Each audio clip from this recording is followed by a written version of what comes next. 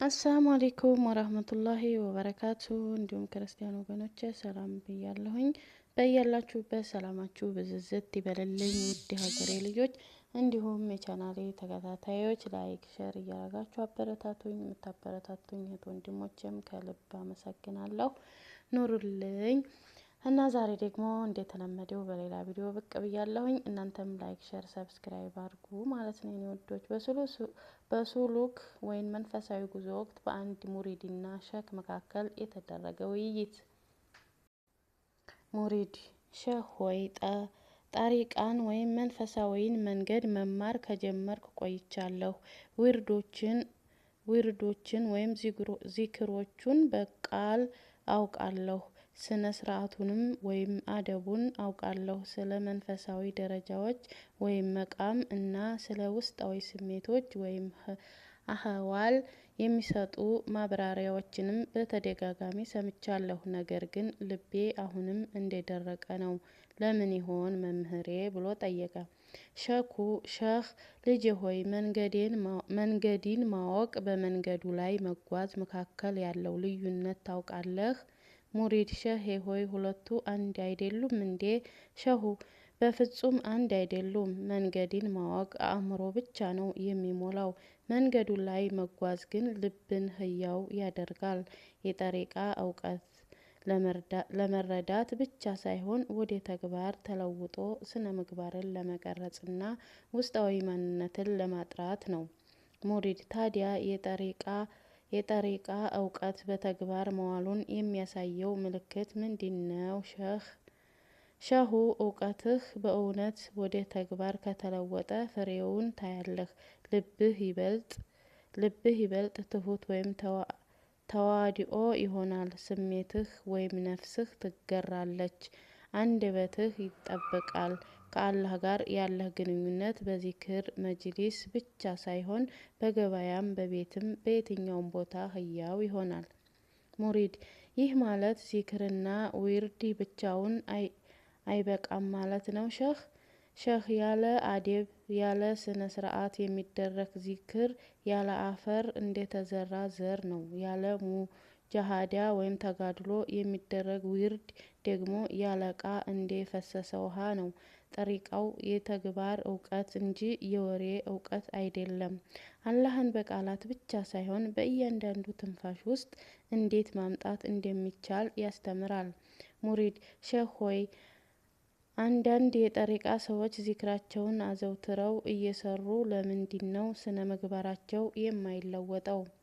ሸህ: ምክንያቱም ዊርዳቸውን በቁጥር ተጠምደው ኃጢአታቸውን መቁጠር ስለረሱ ነው። ከሽፋን ወይም መንፈሳዊ መጋረጃ መገለጥን ፍለጋ ይደክማሉ እንጂ ኩራትንና ትዕቢትን በማስወገድ ላይ አይሰሩም። የጠሪቃ ዋናው ዓላማ ነፍስን ማጥራት ተዘኪያቱል ነፍስ ነው። ሙሪድ: ሸህ ሆይ ሁልጊዜ ከእውቀት በፊት አዴብን ወይም ስነ ምግባርን የሚያስቀድሙት ለዚህ ነው? ሸህ: ልክ ነህ ልጄ። አዴበሩ ነው፣ እውቀት ደግሞ ብርሃኑ ነው። ያላዴብ እውቀት ብርሃን ወዴ ልብ አይገባም። አዴብን ችላ ብሎ ጠሪቃን የሚለማመድ ሰው በራሱ ስሜትና ቅዠት ይጠፋል። ሙሪድ: ሸህ ሆይ ከዛሬ ጀምሮ ምን ማስተካከል ይኖርብኛል? ሸህ: በጣም ቀላል ከሆኑ ነገሮች ጀምር። በንያህ ወይም በሀሳብ እውነተኛ መሆን፣ በፈተና መታገስ፣ በተግባር ቅን ወይም ኢኽላስ መሆን እና በአላህ ውሳኔ ወይም ቀድር መርካት። እነዚህን ከጠበቅህ ጠሪቃ ወደ ሀቂቃ ወይም እውነት ይመራሃል። ሀቂቃ ደግሞ ወደ ማዕረፍ ወይም አላህን ወደ ማወቅ ደረጃ ያደርስሃል።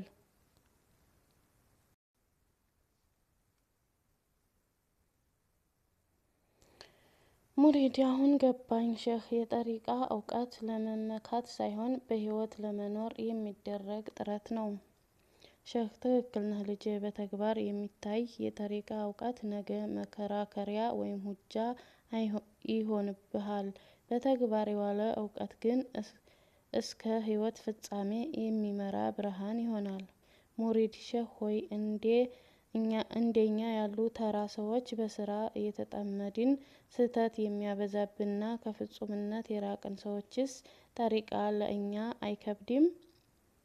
ሼህ ልጄ ሆይ ጠሪቃ ለደከሙት ሰዎች መድኃኒት እንጂ ለፍጹማን ሰዎች የተጫነ ሸክም አይደለም።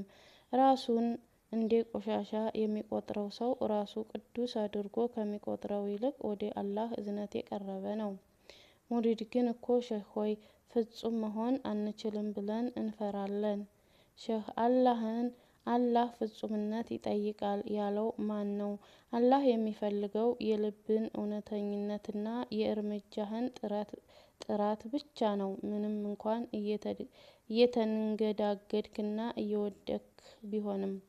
ሙሪድ የጠሪቃ እውቀት ለአሊሞችና ለታላላቅ ኢባዳ ሰዎች ብቻ ነው? ሼህ አይደለም ልጄ፣ ጠሪቃ ገና ብዙ ኃጢአት እያለባቸውም እንኳን አላህን መውደድን መማር ለሚፈልጉ ሰዎች መንገድ ነው። ለመሆኑ መድኃኒትና ሐኪም ይበልጥ የሚያስፈልገው የታመመ ሰው አይደለም? ሙሪድ አንድ ሙሪድ ጠሪቃን መተግበር ሲጀምር መጀመሪያ የሚሰማው ስሜት ምንድን ነው? ሼክ በአላህ ክትትል ስር እንዳለ መስማት ይጀምራል። ከዚያም ቀስ በቀስ ኃጢአት ለመስራት ያፍራል። ይህ የሚሆነው ሰውን ስለፈራ ሳይሆን ልቡ ህያው መሆን ስለጀመረ ነው። ሙሪድ ሼህ ሆይ ዓለምን መተው አለብን? ሼህ አይደለም፣ የሚተወው ዓለም ሳይሆን የልብ በዓለም ላይ ጥገኛ መሆን ነው። ስራህን ትሰራለህ፣ ቤተሰብህን ታስተዳድራለህ፣ ነገር ግን ልብህ በአላህ ብቻ ይደገፋል። ሙሪድ ብዙ ሰዎች ጠሪቃ ውስጥ ከገቡ በኋላ ይበልጥ የተረጋጉ ሆነው የሚታዩት ለምንድን ነው? ሼህ ምክንያቱም ህይወታቸውን ብቻቸውን ስለማይሸከሙ ነው። አቅማቸው የፈቀደውን ያህል ጥረት ካደረጉ በኋላ ጉዳያቸውን ለአላህ አሳልፈው መስጠትን ስለተማሩ ነው። ልባቸው በማይቆጣጠሩት ነገር አይረበሽም። ሙሪድ ሼህ ሆይ በዚህ መንገድ ላይ በጽናት ለሚጓዝ ሰው አላህ የገባው ቃል ምንድን ነው? ሼህ አላህ ሁልጊዜም የለመኑትን ብቻ አይሰጥም፣ ነገር ግን ከመለመንህ በፊት የልብህ ውስጥ ሰላምና እርጋታን ይሰጥሃል። ይህ ደግሞ ከመላው ዓለም በውስጧ ካለው ሀብት በላይ ዋጋ አለው። ሙሪድ አንድ ተራ ሰው የጠሪቃ ጥቅሙ ምንድን ነው ብሎ ሲጠይቀኝ ቀላሉ መልስ ምንድን ነው? ሼህ እንዲህ በለው፣ ጠሪቃ ተራ ሰው ሆነህ እንድትቀጥል ያደርግሃል፣ ነገር ግን ለአላህ የቀረበ ልብ እንዲኖርህ ያደርጋል። ሙሪድ ለመጀመሪያ ለሚያመነታ ሰውስ ምን ይባላል? ሼህ ወልይ ወይም ቅዱስ እንድትሆን አልተጠየክም፣ ወደ አላህ እንድትመለስ ወይም እንድትገባ ብቻ ነው የተፈለገው በለው። ሙሪድ ሼህ ሆይ አንድ ሰው ዛሬ ጠሪቃን መጀመር ቢፈልግ የመጀመሪያው እርምጃ ምንድን ነው? ሼህ የመጀመሪያው እርምጃ ዊርድ አይደለም፣ ለመለወጥ የሚደረግ እውነተኛ ንያ ወይም ሀሳብ ነው። ከዚያ የታመመ ሰው በሐኪም ፊት እንደሚቀመጠው ሁሉ መምህር ፊት በአደብ መቀመጥ ነው። ሙሪድ አሁን ገባኝ። ሼህ በጠሪቃ የሚያስፈራ መንገድ ሳይሆን ሰላም የሚሰጥ መንገድ ነው። ሼህ ትክክል ነህ ልጄ። በውዴታ ወደ ጠሪቃ የገባ ሰው በለስላሳ መንገድ ይመራል። በትዕግስት የሚጓዝ ደግሞ እርምጃው አነስተኛ ቢሆንም እንኳ ግቡ ላይ ይደርሳል። ሙሪድ ለሼህ ያለኝ ጥልቅ ክብርና አድናቆት እገልጻለሁ። በሰጡኝ እውቀት በዚህች ዓለም ህይወቴን እንዲመራ አላህ ይርዳኝ። ሼህ አላህ ይውደድልህ፣ በስራህ ይደሰትብህ ይላል ማለት ነው። የኔ ውዶች ላይክ፣ ሸር፣ ሰብስክራይብ አርጉ ማለት ነው። ወዳችኋለሁ።